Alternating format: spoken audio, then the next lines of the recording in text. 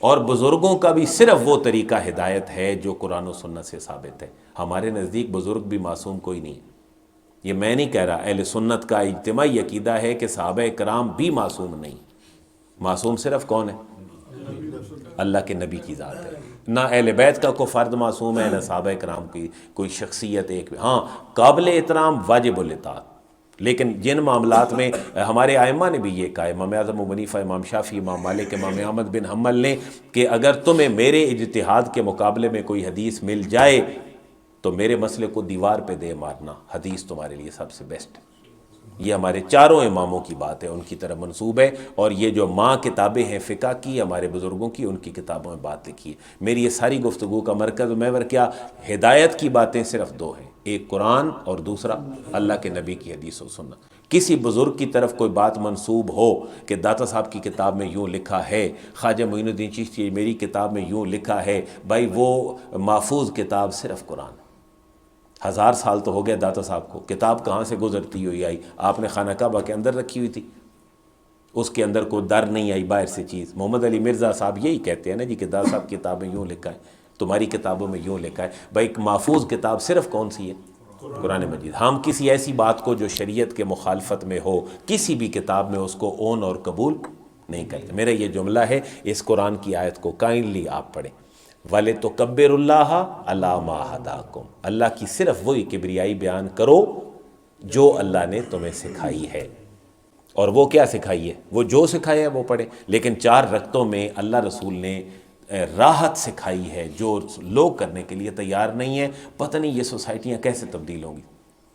دیکھیں نا، بندہ حافظ تھک گیا بیچارہ 4 رکعتیں پڑھا کے، آپ پیچھے جو بیٹھنے والے لوگ ہیں، سبحان ذی الملک والملکوت، سبحان ذی العزت والعظمت والہیبت والقدرت والکبریاء والجبروت، سبحان ذی العزت والعظمت والہیبت والقدرت والکبریاء والجبروت، آگے کیا؟ حی القیوم۔ یہ سر پوری کی پوری کسی حدیث میں نہیں لکھی ہوئی۔ اچھا یہ اللہ کی تعریف کے کلمات ہیں، ہم مانتے ہیں، غلط نہیں ہے، لیکن اتنی سپیڈ تو موٹر وے پہ بھی الاؤ نہیں ہے جتنی آپ نے امام کے پیچھے اس کو بوسٹ، اس کو بیچارے کو راحت کرنے دیں ہیں۔ اس نے پورا پاؤ پڑا ہے، اس کے بعد اس کو ریلیکس کریں یار، اس کو پانی کا گلاس پلائیں، کو کھجور پانی پڑا ہے، کو گپ 2 منٹ لگا لیں، کو کمر سیدھی کر لیں، اگلی 4 رکعتوں کے لیے آپ تیار ہو جائیں گے۔ اس لیے اس نماز کو کیا کہتے ہیں؟ تراویح، راحت والی نماز۔ مجھے بتائیں نا میں غلط ہوں یا میں ٹھیک کہہ رہا ہوں؟ لوگ کب سمجھیں گے؟ اب تو لوگوں نے ٹیلوں میں لکھوا کے لگا دی ہے سبحان ذی الملک والملکوت، اور پڑھتے بھی غلط ہیں، والعزت ہاں عظمتیں پڑھتے ہیں، عظم کا معنی ہڈی ہوتا ہے، وہ لفظ اصل یہ ہے والعظمت، لیکن جس نے پہلے دن کتاب میں غلط لکھا، 95% ہینڈ پاکٹ سائز کی جو نماز کی کتابیں ہیں ان کے اندر آج بھی غلط لکھا ہوا۔ تو ساری یہ بات اگر اپنے مولویوں سے ہی سن لیں اور عمل کر لیں اور آپ دست و بازو بن جائیں تو نئی نسل کے لیے بہتر باتیں آ جائیں گی یا نہیں؟ ہیں جی، لوگ دیکھیں نا اس اتنی دیر میں، جتنی دیر میں 4 رکعتیں پڑھی گئیں، آپ ایک بندے کو عالم دین کو ہائر کر لیں، وہ ہر 4 رکعتوں کے بعد اگلی 4 میں جو پڑھا جائے گا وہ آپ کو خلاصہ بیان کر دے 5 سے 6 منٹ میں۔ تو اس کے علاوہ آپ لوگ کیا کریں گے جی؟ اچھا آپ لوگ چائے پی لیں، آپ لوگ اتنی دیر میں کیا کریں؟ چائے پی لیں، کوئی لیٹنا چاہے لیٹ جائے۔ آپ نے دیکھا ترکی کی مسجد میں پچھلے دنوں ایک ویڈیو وائرل ہوئی ہے، وہ کیا کر رہے ہیں؟ ترکی کی ایک مسجد میں وہ آپ کا یوگا جس کو آپ کہتے ہیں نا، وہ یوگا نہیں کہتے، لیکن جس طرح آپ یوگا کرتے اور کراتے ہیں نا وہ مسجد کے اندر کر رہے ہیں۔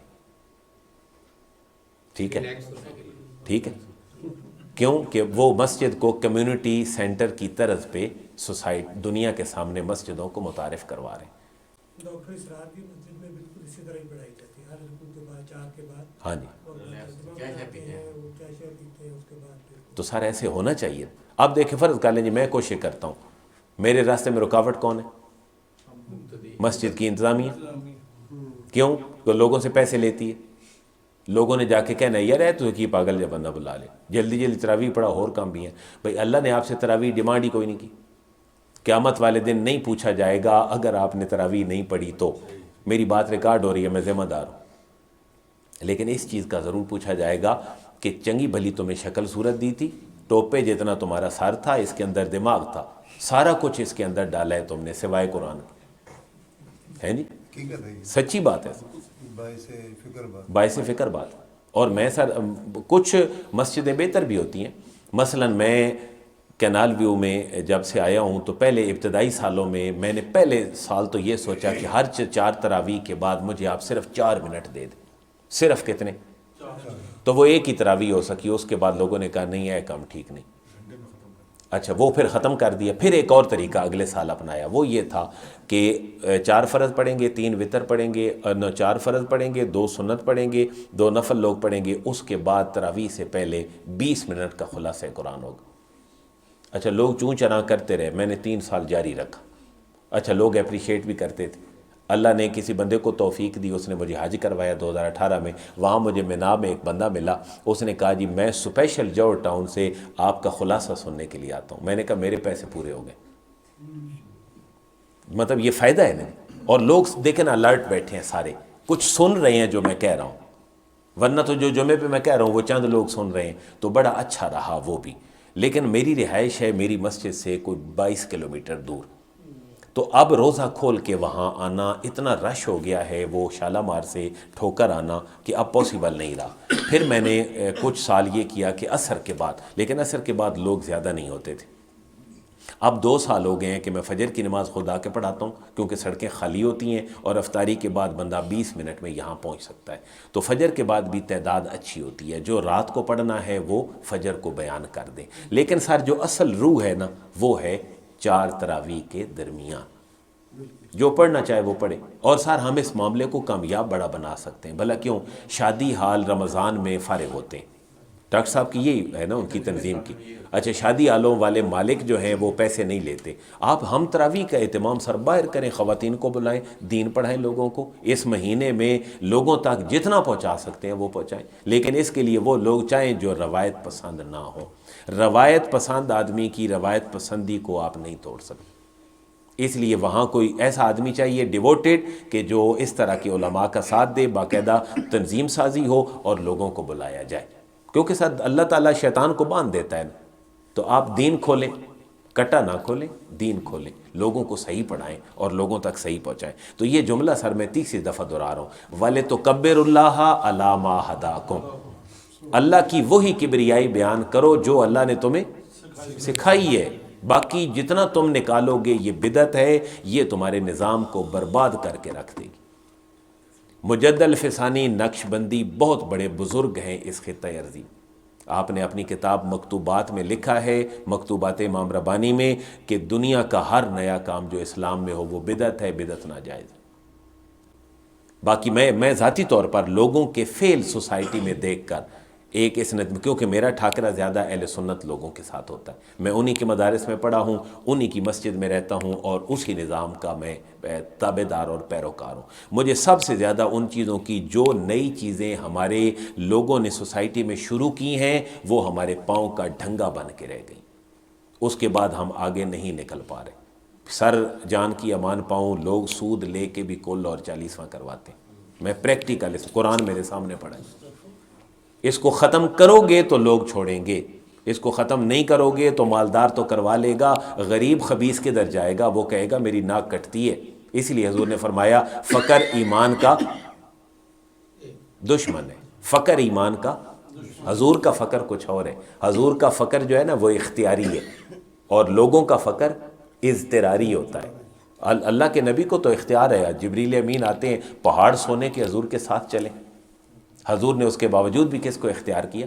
فقر کو اختیار کیا. اسی لیے سر میں پیٹتا ہوں. مجھے 2 ہی فنکشنوں میں جانے کا بھی گئے مولوی اور اسکالر موقع ہوتا ہے نا، یا مرنے یا شادیاں. دونوں ہمارے 90% غلطی کا شکار. اچھے لوگ سلیم الفطرت آپ کے ڈی جے لگے ہوئے شادی میں شریک نہیں ہو سکتے. لیکن میں اس کو ختم ہی نہیں کر سکتا. میں کیسے ختم کروں؟ لوگوں کو میں کیا سمجھاؤں؟ میں تو اتنا کر سکتا ہوں کہ یہ ایک شادی کا مثلا بنا ہوا ہے، آپ کو بھی دیا تھا. یہ میری گاڑی میں اب بھی 150 پڑا ہوگا. جہاں نکاح کروانے جائیں وہاں ہارڈ ٹیبل پہ چھوڑیں. اور لوگوں کو بتا دیں خطبہ نکاح آپ کے ٹیبل پہ ہے، اس کے اوپر ایک دعا لکھی ہوئی ہے، میں بولتا ہوں آپ بھی ساتھ بولیں تاکہ دلہا دلہن کو دعا دے دیں، بارک اللہ لک و بارک علیک و جمع بینکما فی الخیر، اور میکسیمم اندر سے ایک حدیث لوگوں کو سنا دیں کہ بھائی نبی پاک صلی اللہ علیہ وسلم نے نکاح کے بارے میں کیا فرمایا۔ آپ نے فرمایا نکاح کا اعلان کرو، اس کو مسجدوں میں کرو اور اس کے اوپر دف بھی بجاؤ۔ تو دف تو جائز ہے شادی میں، لیکن جو ناچا ٹاپا نکل آیا یہ ٹھیک نہیں۔ دف کے معاملے میں شادی کے موقع پر ڈھول توتنی کے حوالے سے اسلام میں کوئی پابندی نہیں ہے۔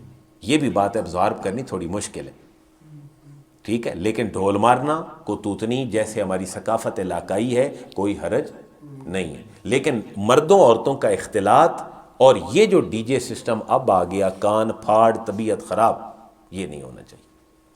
اور بہترین طریقہ یہ ہے کہ لڑکے اور لڑکیوں کی نشست شادی میں کیا کر دیں، یہ تو کم از کم ہم سارے کریں نا، جہاں تک ہماری رسائی ہے، کو مشورہ مانگے ان کو کہیں جی پردے کا تھوڑا سا خیال کریں۔ اب سر عورت خوشبو بھی لگا کے آ سکتی ہے، کوئی حرج نہیں ہے، لیکن مردوں عورتوں کا اکٹھا اجتماع ہو، عورت سر سے دوپٹہ بھی نہیں اتار سکتی، شریعت کا تو اصول یہ ہے۔ لیکن اگر عورتیں ساری الگ ہیں تو اب عورت سر خوشبو بھی لگا کے آ جائے تو کوئی حرج نہیں ہے، اس کا دوپٹہ سر سے اتر بھی جائے اپنی سہیلیوں میں، تو عورتیں تو بال کرل کرواتی ہیں باقاعدہ کہ جی آج ہم نے شادی پہ جانا ہے، تو گناہ سے بچائیں نا جی انہیں۔ گناہ سے کب بچ سکتی ہیں جب ایک سٹیپ ہم لے لیں کہ مردوں عورتوں کا اختلاط نہ ہونے دیں، الگ الگ کر لیں، پھر وہ آسانی ہو جائے گی۔ وَلِتُكَبِّرُوا اللَّهَ عَلَىٰ مَا هَدَاكُمْ، اللہ کی وہی تسبیح و تعمید کرو جو اللہ نے تمہیں۔ اچھا ہم دیکھیں نا نماز کے بعد بریلوی دیوبندی اہل حدیث تینوں ذکر کرتے ہیں، لیکن تینوں دوسرے کو غلط کہتے ہیں، ٹھیک ہے نا؟ اہل سنت کی مساجد میں بریلوی مکتب فکر میں کیا ہوتا ہے؟ لا الہ الا اللہ۔ لوگوں کا اعتراض ہے، اس سے نمازی ڈسٹرب ہوتے ہیں۔ آپ اہل حدیث حضرات کی مسجد میں چلے جائیں، فوراً سلام پھیر کے کیا کہتے ہیں؟ ٹھیک، اللہ اکبر۔ اچھا دیوبندی حضرات بھی سر پکڑ کے اپنی مسنون دعا پر، یہ تینوں طریقے ٹھیک ہیں، کوئی حرج نہیں، لیکن یہ شریعت کا مطالبہ تو نہیں ہے نا کہ نماز کے بعد ذکر کرو۔ شریعت کا مطالبہ یہ ہے کہ نماز پڑھو، تمہارا ذکر سارا نماز کے اندر ہو گیا ہے۔ کہاں سے شروع ہوا تھا؟ اللہ اکبر، اس کو ذکر نہیں سمجھتے ہم۔ جنازے کے بعد دعا میں آج بھی ہم لڑتے ہیں، شریعت کی کوئی ڈیمانڈ نہیں ہے کہ جنازے کے بعد دعا مانگو۔ یہ کون بیان کرنے دے گا ہمیں اپنے نشستوں میں اور اپنے پروگراموں میں؟ شریعت کی ڈیمانڈ تھی جنازہ پڑھو، جنازے کے اندر پہلی تکبیر کے بعد اللہ کی تعریف، دوسری تکبیر کے بعد نبی پاک علیہ الصلوۃ والسلام کی ذات اقدس پہ درود پاک، تیسری تکبیر کے بعد دعائے مغفرت۔ دعا تو کر لی، اور کیا کرتے ہیں آپ؟ ذرا کل کے بارے میں تھوڑا سا بیان۔ کل سر کوئی مطلوب نہیں ہے شریعت میں۔ دیکھیں نا جی، میں یہ سمجھ رہا ہوں کہ ہمارا بہت سارا خرچہ صرف کلوں میں دیکھا دکھائی پہ ہو جاتا ہے، شریعت کی کوئی ڈیمانڈ نہیں۔ میں مثال دیتا ہوں چھوٹی سی، اچھا آپ اس کو درس قرآن کی شکل دے دیں، قرآن، لیکن یہ کون دے گا؟ 100 میں سے ایک مولوی مشکل سے ملے گا جو یہ کرے گا، کیونکہ آپ لوگ پسند ہی نہیں کرتے، کسی ایسے بندے کو بلاتے ہی نہیں ہیں کہ جو بندہ صحیح طریقے سے دین بتائے، کیونکہ اس نے تو چیر پھاڑ کے رکھ دینا ہے، اس نے تو اسپرٹ آف اسلام بتانی، اس نے اسپرٹ آف بریلویہ، اسپرٹ آف دیوبندیہ، یا اسپرٹ آف اہل حدیثیہ، یا اسپرٹ آف اہل تشیع نہیں، اس نے اسپرٹ آف اسلام بتانی۔ سر تعزیت کے بعد آپ دعا کریں، جائیں گھروں گھر ہی جائیں۔ کلوں میں کیا ہے، لوگ آ گئے ہیں، اکٹھے ہو گئے ہیں، تو ان کو اگر کوئی اتفاق سے اکٹھے ہیں تو ان کو تعلیم دے دیں خیر کی، اگر کسی کے پاس کوئی ہے تو کھلا دے، لیکن یہ ضروری تو نہیں وہی شروع ہوا تھا تو آج یہ شادی کی طرح محفلوں میں چلا گیا۔ جہاں سے ہم آئے، ہمارے ایک دوست ہیں، ان کے جوان سالہ بیٹے فوت ہو گئے، ان حافظ قرآن تھے، یو ای ٹی میں پڑھتے تھے، انجینئرنگ کر رہے تھے، رات کو باہر نکلے موٹر سائیکل پہ اور جی ٹی روڈ پہ ان کا ایکسیڈنٹ ہوا، فوت ہو گئے۔ اور عمر میرے خیال ہے غالباً ادھر ہیلے کالج سے پڑھ رہے تھے، 21-22 سال، ان کا آج 40واں تھا۔ ہمارے بڑے محترم ہیں، ان کے والد صاحب بڑی عزت کرتے ہیں میرے، اور ریاض صاحب کے دوست ہیں، ان کی وجہ سے میرے بھی دوست ہیں۔ تو انہوں نے مثلاً آج ہی قورمہ پکایا تھا، چکن قورمہ پکایا تھا، نان بھی تھے، فروٹ بھی تھا، میٹھے چاول بھی تھے۔ کتنا خرچہ ہوا ہوگا؟ 200 بندہ کم از کم تھا۔ کتنی دیگیں تھیں سر؟ 400 بندہ تھا، میرا خیال ہے 2 لاکھ کے قریب تو۔ ٹھیک، شریعت کا یہ مطالبہ نہیں ہے، شریعت کا یہ مطالبہ، یہ 2 لاکھ کہاں لگ سکتا تھا؟ جہاں آپ کے بچے دین دنیا دونوں سیکھ سکتے، کسی ایسے انسٹیٹیوشن پہ لگ سکتا تھا۔ 2 لاکھ میں آپ ایک بچے کو پورا سال اعلیٰ ایجوکیشن دے سکتے کہ نہیں دے سکتے؟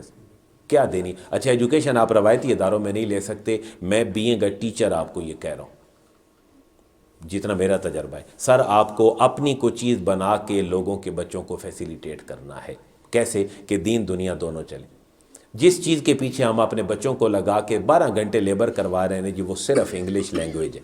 میں جس نتیجے پہ پہنچا ہوں تو انگلش لینگویج کے لیے آپ بہترین ذریعہ پیدا کر دیں, عربک لینگویج کے لیے بہترین ذریعہ پیدا کر دیں, ساتھ ان کو دنیا پڑھا دیں, کمال کی پڑھا دیں, اور قرآن و حدیث کی روح ان تک پہنچا دیں. ٹھیک ہے نا. میں سمجھتا ہوں اس سے اعلیٰ کمانڈ